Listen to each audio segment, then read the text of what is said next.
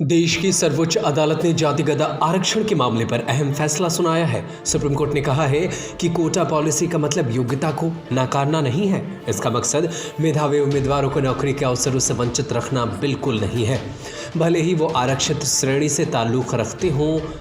न्यायमूर्ति यू ललित की अध्यक्षता वाली बेंच ने शुक्रवार को आरक्षण के फायदे को लेकर के दायर याचिका पर अपना फैसला सुनाया है। कोर्ट ने कहा है कि सीटों को भरने के लिए योग्यता पर ध्यान केंद्रित होना चाहिए। मेधावी छात्रों को इसमें वरीयता मिलनी चाहिए ताकि उनकी जाति कुछ भी क्यों ना हो। इसके साथ ही पीठ ने यह भी कहा है कि ओपन कैटेगरी के पदों के लिए कंपटीशन योग्यता के अनुसार मेरिट के आधार पर चयन होना चाहिए। आरक्षण सार्वजनिक सेवाओं में प्रतिनिधित्व सुनिश्चित करने का तरीका है, इसे कठोर नहीं होना चाहिए।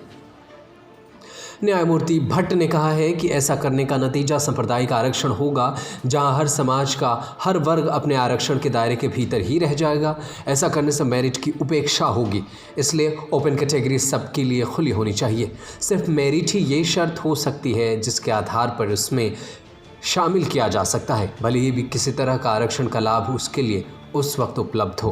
उल्लेखनीय है कि देश में कई उच्च न्यायालयों ने इस बात को स्वीकार किया है कि आरक्षित वर्ग से संबंधित कोई उम्मीदवार अगर योग्य है तो सामान्य वर्ग में भी आवेदन कर सकता है, चाहे वो अनुसूचित वर्ग, अनुसूचित जनजाति या पिछड़ा वर्ग का हो। तो एक बार फिर से सुप्रीम कोर्ट के बयान के बाद से अब देश में इस पर आरक्षण पर मुद्दे पर लगातार चर्चा होने की संभावना है और अलग अलग पार्टियां अलग अलग तरीके से लोगों को अपनी बातें कहेंगी और बरगलाने की संभावनाएं ज़्यादा बनेगी। न्यूज़ रूम से नदीम अहमद की रिपोर्ट।